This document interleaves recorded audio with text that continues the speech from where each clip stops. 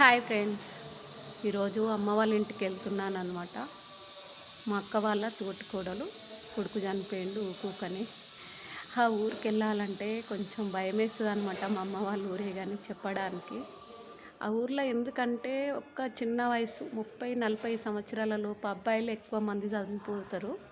అసలు ఏ కారణం లేకుండా ఏందో అర్థం కాదు అసలు ఆ ఊర్లో.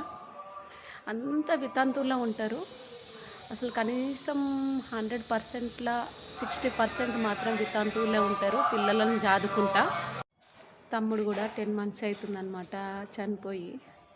అసలు ఎట్లా అంటే అట్లా అనిపిస్తుంది అసలు. అసలు అని అది చెప్పలేని బాధ. చిన్న వయసులో తండ్రి పోతే ఆ పిల్లల బాధ, ఆ భార్య బాధ ఎట్లుంటుందో నాకు కూడా తెలుసు.